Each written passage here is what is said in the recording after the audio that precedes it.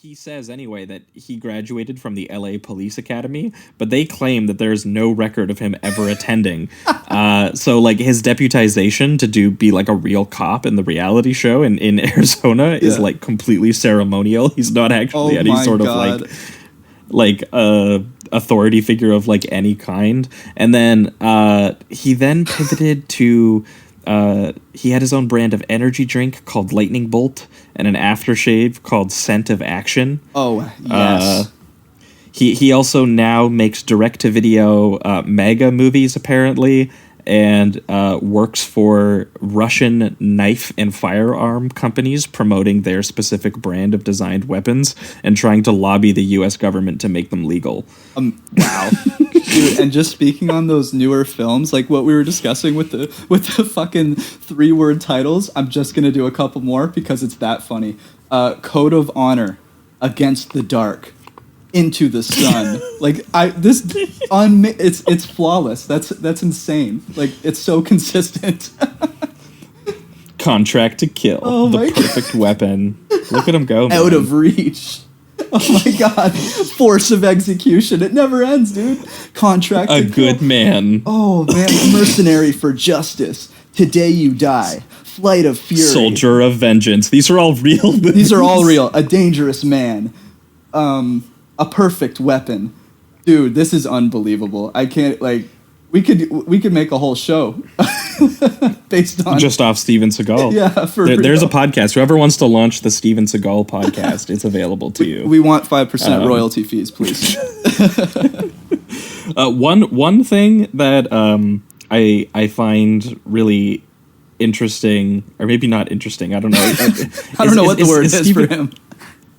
Well, Steven Seagal has this weird thing where like his movies fit perfectly into like a brand of action movie that you already know. Yes, for sure. But there are weird writing details in every single one that it's like I'm not sure if they were in the script or he had something to do with the script or if he just ad-libbed them and was like, this is my character.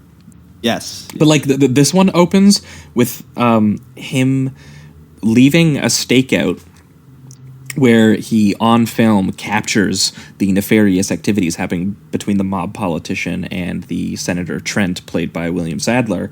But he leaves it because they sort of catch a glimpse of him, and then he just runs away.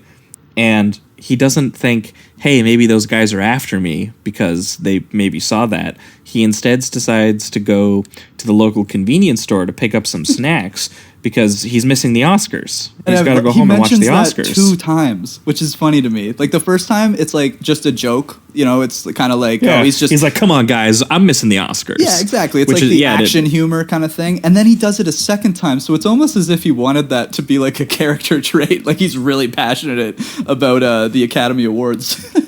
Yeah, man. I mean, and he goes into a coma for 7 years. Think about all the Oscars that he missed. He missed so many Best Pictures, bro. Or Seagal. But then there's the scene in the convenience store where obviously a bunch of goons come in. They start throwing a shotgun around, saying that they're gonna kill the clerk. Right. And they do just straight up shoot the clerk. Yeah. Point blank with a shotgun. All the criminals in these movies are super mean. Like none of them have any like morals in any way, shape, or form. They're always just killing all the innocent people. It's similar to Cobra. They're totally. Yeah, they're total cartoon criminals. Yeah. But the thing that stood out to me about that scene is he doesn't even try to stop them from shooting the clerk. He's very calm about the whole situation. Even after he kills kill the clerk. Yeah, like they've killed the clerk. and then he just starts to like antagonize them. He's just like, oh, there's 4 of you. I can take you all. And then he starts like making it so that it's like more fair.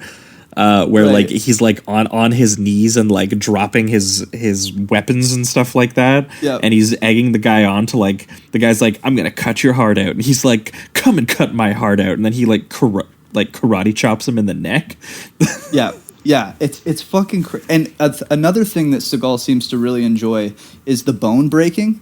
It seems to be like a signature thing because I think he does it to all 4 dudes. I think he breaks and it's not just like he breaks a bone and they move on. It's always like a hold that he has to show tension and then the bone breaks. And I gotta say, it's kind of effective. I personally get really like cringy when there's bone breaking, and the fact that he just holds on shots of him like twisting an ankle all the way around, that kind of shit, that really worked for me. And I was like, that is pretty effective. And then another thing that he seems to like to do is the whole thing where a guy is literally pointing a gun at him, and he just has this like confidence, and it seems he comes off as this entity to criminals that they're so scared that they can't shoot him as he slowly approaches them.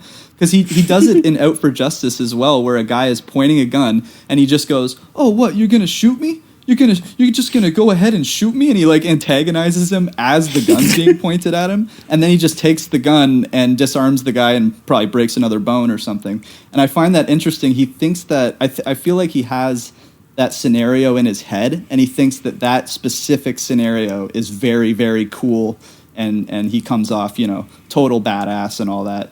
And I found that interesting that it's in both films, and I would bet that it's in his other films as well.